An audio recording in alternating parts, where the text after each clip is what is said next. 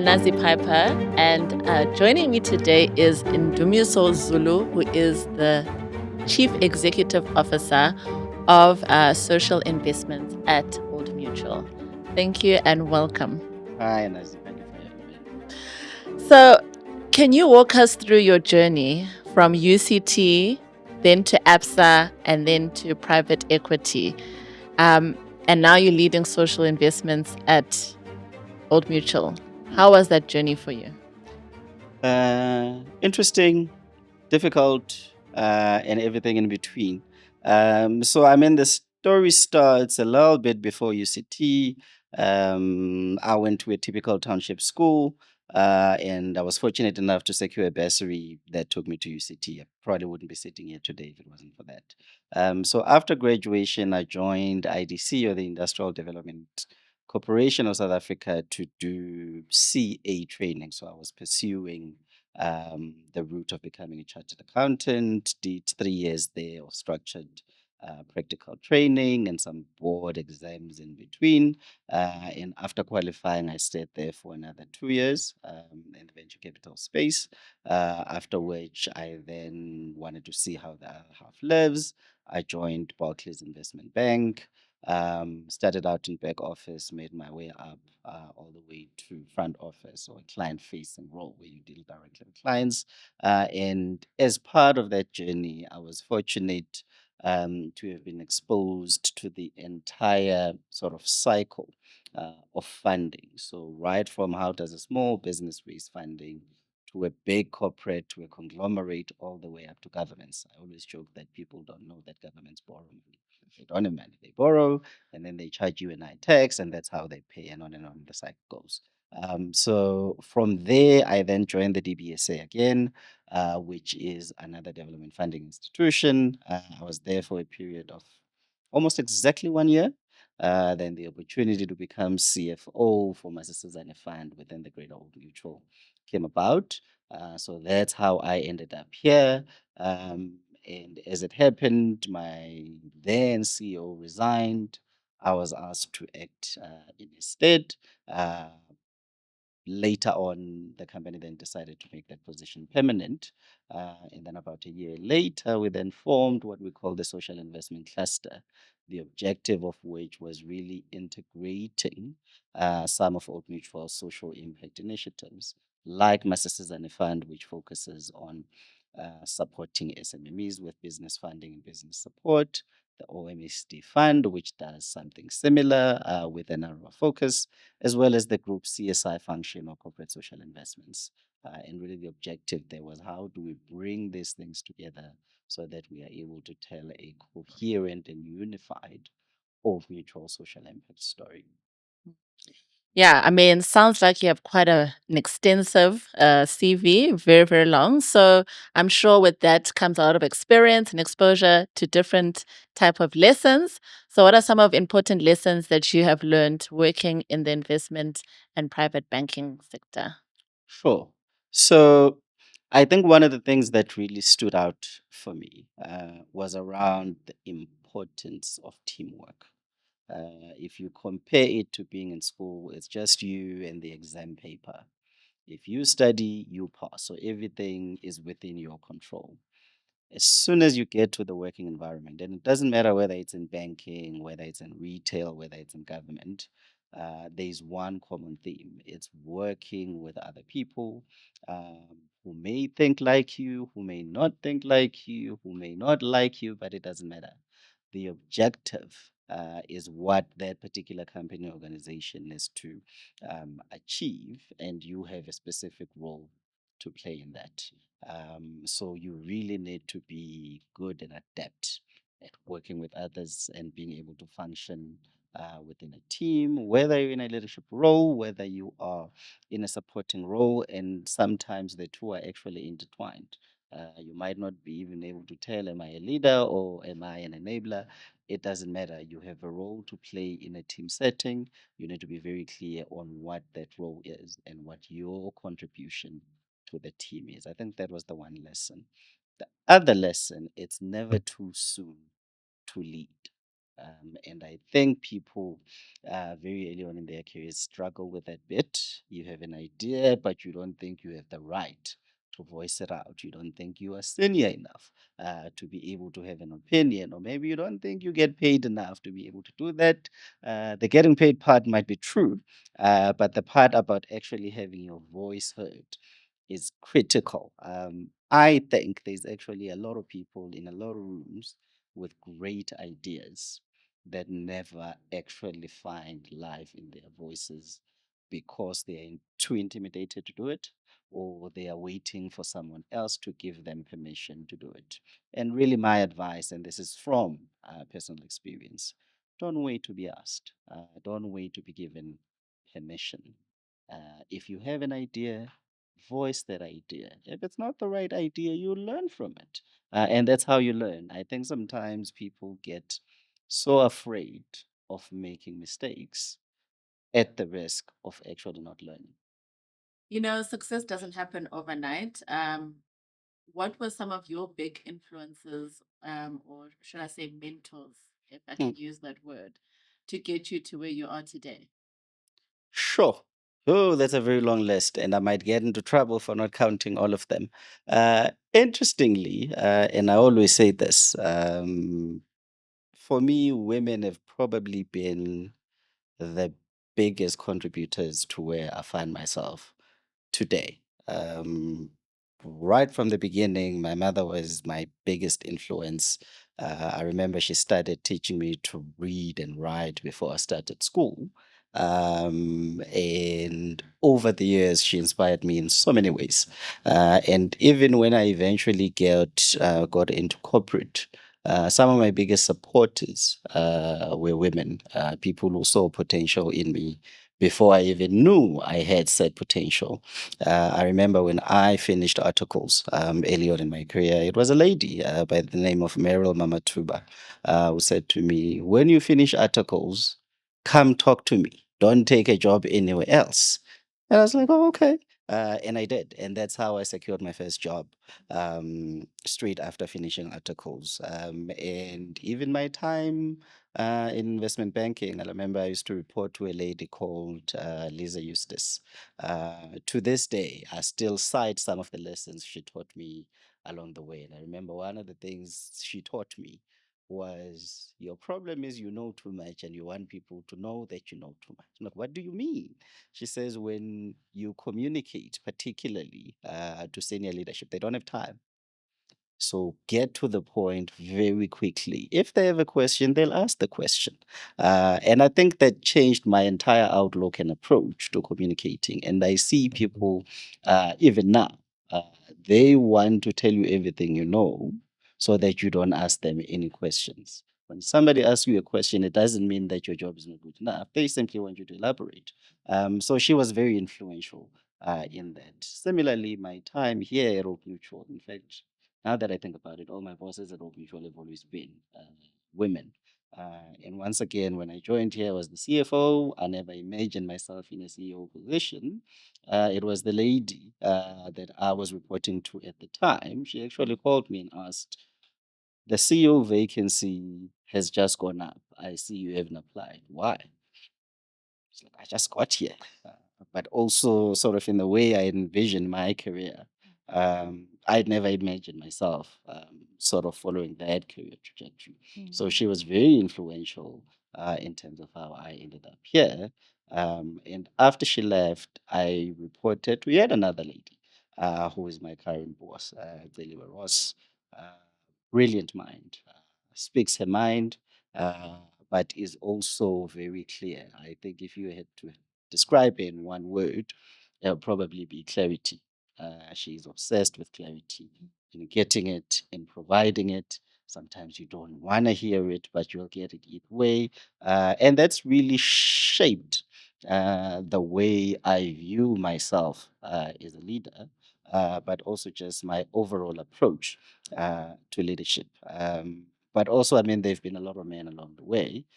Before I get into trouble for not mentioning them, I had a mentor, a guy by the name of John Muller, who was my mentor during my CA articles, one of the hardest working people I've ever seen. I blame him for subsequently working until 2 in the morning because that was second nature to him, and a lot more people that we don't even have time to count. And really, the upshot is um, I am here because of the people that came before me, the people that made a deliberate choice to actually back me and support me. And I think everyone who finds themselves in a leadership position, if you get to the end of your journey and you can pinpoint one or two or five or 20 people that you contributed towards their growth, then you probably wasted your time. I love that. I really, really aspire to that.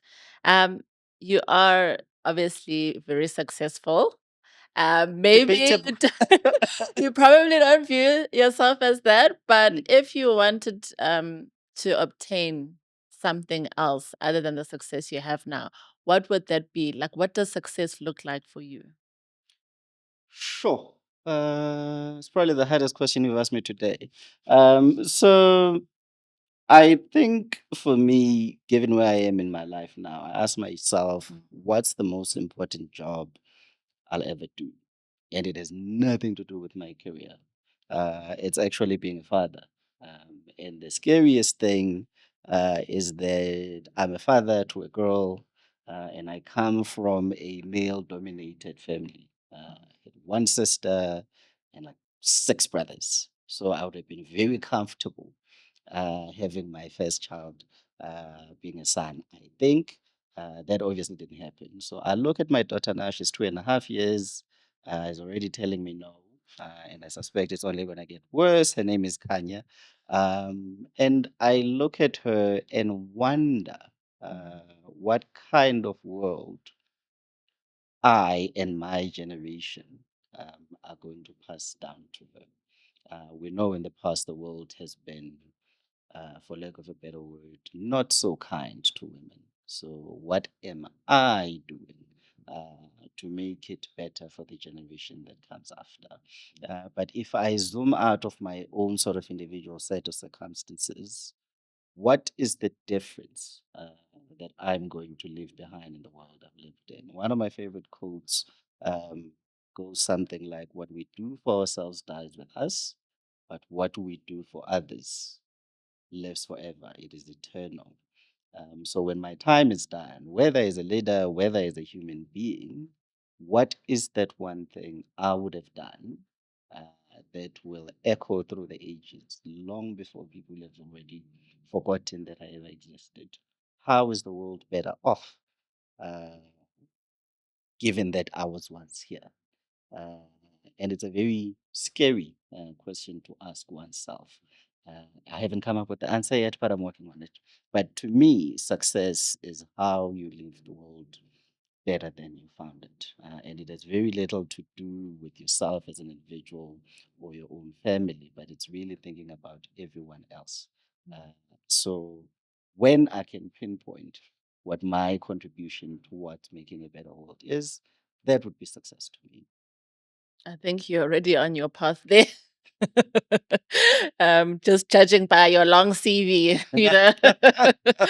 So, what does it take to balance commercial returns with social impact in today's corporate environment? Yeah. So, I mean, I think we find ourselves in a world where, if you think about corporate social responsibility and how and its evolution over time, it started out as something that corporates did because it made them look good, it made them feel good. And I think it's transitioned over time to something that we actually must do, whether you're looking at our impact on the environment, whether you're looking at the impact on the communities in which we operate. So, if you look at a country like South Africa, particularly our history around mining, you know the stories. These big corporates come into town, we build these mines, and then we left them as they are. What does that mean for the community that remains behind?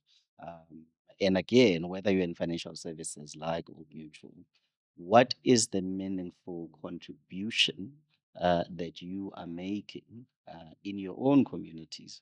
And I think that's important because You've got to realize and accept that for you as a business to thrive and grow and succeed, the communities in which you operate must also grow and thrive and succeed. Because if they don't grow, then you're not going to grow. Because where do you get your customers, right? And that's my view of the world. Where do you get your customers? Where do you get your employees? In the very communities in which you operate. So I think that's what necessitated that shift from some for CSR to be something that we don't do because we can into something that we must do because our survival as businesses actually depends on it, if you think about it. So balancing the two becomes easier because you don't see them as alternatives. It's not either or. It's actually two things that are very complementary. Your communities and your overall environment must be better off for you to be better off and to succeed. Mm. That's very, very, very good. I know that it takes a lot to balance the two, but I like what Old Mutual is already doing when it comes to focusing on the community as well as the bottom line. Yeah. Um, what does it take? I'm sorry, how do you see your role as a financial institution in supporting SMEs, SMMEs, and entrepreneurs in South Africa? Yeah. So, I mean, there's the easy part, which is giving money. And people always laugh when I say that because they'll tell you it's not easy to get money.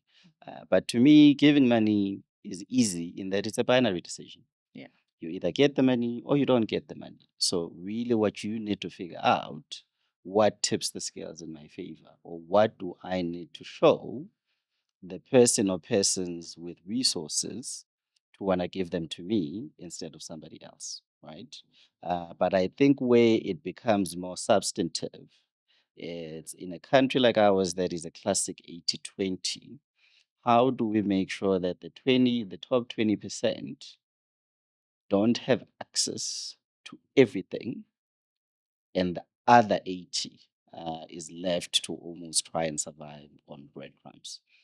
And I think that's the real question I always ask myself being in the space because that's where real impact is. Uh, it's when you are able to do something that changes the lives of the majority that you can say you're being impactful. Because if you do that, if you factor in the multiplier effect, that's how you move a country, a society from point A to point B being the better part. So one of the things we do for SMEs, in addition to providing them business funding, is what we call business support or capacity building. So, starting a business is one thing, running a business is another. Raising funding is easy. Like I said, you go to someone, you say, "This is my business plan, this is what I'm going to do with it." They give you the money. But then once you have that money, what do you do with it? Right? But also, how do you grow the business? Because starting a business, growing a business, sustaining a business are very different skill set. When is the right time to scale? When is the right time for me as the founder of the business to actually say, I think I've done my part. It's now time for somebody else to take over the reins, which is almost always difficult. Nobody wants to let go of their baby, as it were. So we do that by way of capacitating them either through partnerships or mentorships with like minded individuals, making sure that they have access to technology, which some small businesses typically struggle with because of the cost barriers. So, really, we try to provide a holistic solution that sets up businesses for success as opposed to just giving them money. Because if you just give money and stop there, it's almost like a flip of a coin. I give you money and hope you're going to make a success of it. Mm. Or I can give you the money and then walk the journey with you Mm. towards helping you, assisting you to actually make a success of it. So that's our approach. Yeah. And it sounds like a more sustainable approach. But you might have some critics who say corporate South Africa has this tick box when it comes Mm, to CSI. So how are you working to make sure that investments create real measurable change and it's not just a tick box in the yeah. company? And look, I don't think that criticism is wholly unfounded. Um, because if you then dismiss it out of hand, you are effectively saying there's nothing that needs to change. There needs to be. I think one of the things we do need to admit to ourselves is that things like BE, things like your ESD funds are tied in some way or form to, for example, earning BE points. And I think that's where things like the tick box exercise come from. I give you money, I get my BE points, I get my level one status. It means I can do business with government and other businesses, right? But in reality, to my earlier point about CSR actually being integral to the success story of the business, that's how you want to approach it. If SMEs grow and thrive, they provide employment, and we know where we are in terms of employment in this country. If you're a young person, it's on the wrong side of 60%, which is something that should scare everybody in this country. So, by supporting SMEs, you're not just supporting those individual businesses, but you are supporting an entire ecosystem that can then thrive and grow because of the support that you provide. And then there's the multiplier effect. You start moving society from one place to another, which is a better place, which is something I don't think as a country we've gotten it right yet. But I also think it's important to caveat that by saying it is not something that corporates can do on a standalone basis any more than government can do it on their own, and certainly not communities. So, how do you bring all these parties together to actually start driving towards this one very big common goal? Uh, that to me is the question. Mm. Just to have one final question for you. What's your long term vision when it comes to changing corporate social responsibility in corporates? And how do you plan on using your platform Mm. to create that sort of change? Yeah. Yeah. I think for me, certainly in the corporate space, I would like to play a role in ushering almost this paradigm shift in terms of how we view social impact as businesses. I think we are hardwired to compete with each other, and in a pure commercial setting, that makes all the sense in the world. But I think if you want to be impactful, if you want to change society, you have a much better chance of doing that if you collaborate, if you work together, even with people that are your natural competition. Because the objective is not our individual gain, the objective is for society to gain. So, to me, I think if I can play a part in ushering this new way of approaching development, of approaching CSR, uh, that to me would be success. That to me would be a win. And I think we are still some way from being able to achieve that. But we got to start, right? The best time to plant a tree was yesterday. The next one is today. I love it. Okay. Thank you so much for such an insightful conversation. It's been an honor having a conversation with you. And yeah, wishing you all the best in your journey. Oh, thank you so much. And thank you for having me and for taking it easy on me, the question.